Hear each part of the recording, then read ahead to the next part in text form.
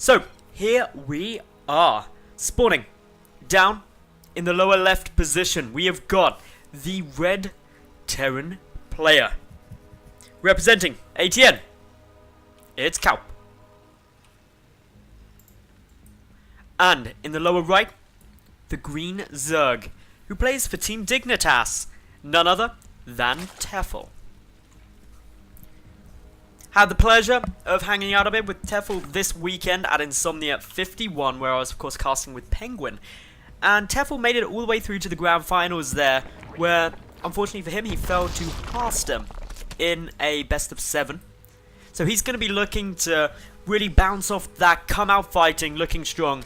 And Tefel's the sort of player who can do that. He's so experienced.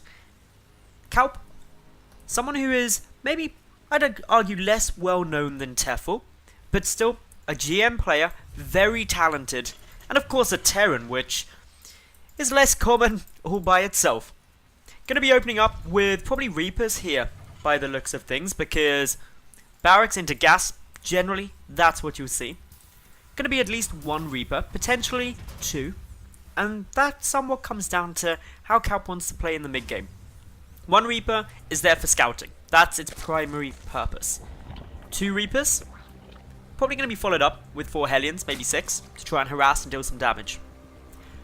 Over on Tefel's side though, things are looking a lot different. He's opening spawning pool first, which for many Zerg players out there, you would be flipping tables right now and would just be like, what? What is this madness? What is occurring? But this is how Tefel likes to play. He doesn't open hatch first. He's probably one of the only Zerg players who doesn't actually open hatch first against Terran. But it works for him. He's got some really sweet builds. Likes to be quite aggressive. Specifically around that kind of 40-50 supply mark. He tends to grab a decent chunk of lings. Generally around the kind of 12 to 16 mark. And puts on some pressure. Tries to apply some pain. Potentially catching a Terran off guard. But also meaning that he's adequately defended against things like the 2 Reaper, 4-6 Hellion play, which we're likely to see out of kauP here. He's adding in the 2nd Reaper, so this generally will lead into that aggressive, harassment-heavy style. SCV still mining away nicely, as they always do, and one sent on the important task of building the natural base. One of the key things about going for this Reaper expand is getting that expansion down nice and quickly, and also just being able to keep these Reapers alive. That's the big thing that we need to see out of kauP here.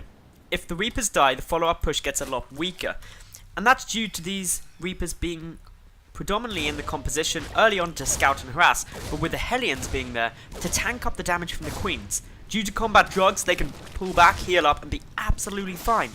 And it allows those Hellions to get more damage down and actually duke it out with Queens quite early.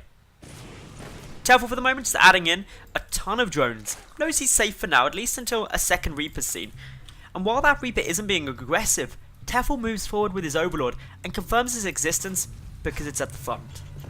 The reason a lot of Terran players do leave this 2nd Reaper close by is because they're not so worried about being aggressive, but actually wanting to sit back and make sure that nothing bad's going to happen. 6 lings can force this to cancel, and you don't really want that at an early stage in the game.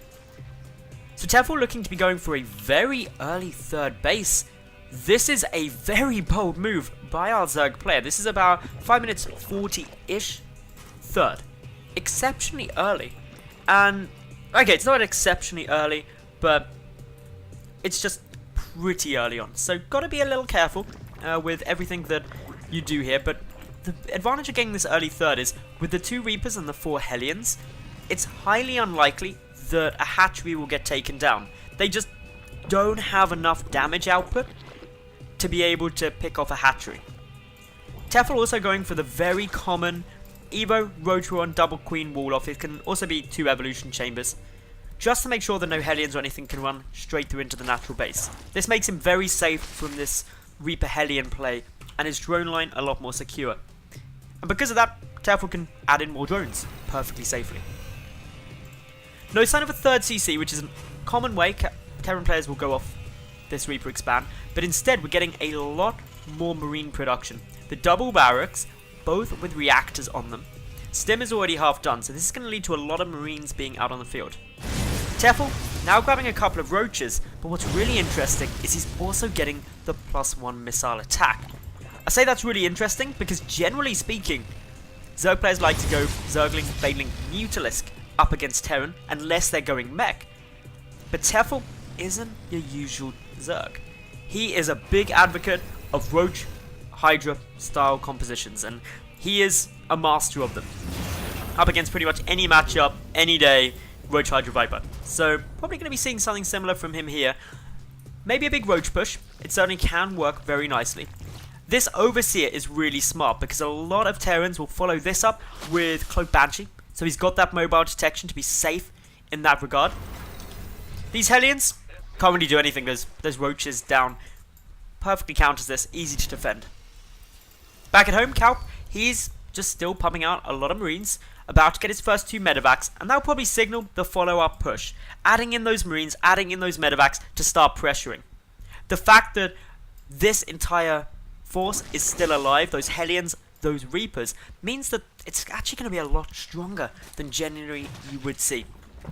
Hydrogen on its way out as well. The +1 missile attack should be finished for Tefel by the time this push comes, but he's going to be having to cope with multi-prong harassment. Because a drop is heading in towards the main, but due to great creep spread, Tefel knows this is coming, now has to adequately split his army to make sure he's defended at both his third and in his main, so doesn't want to pull too much.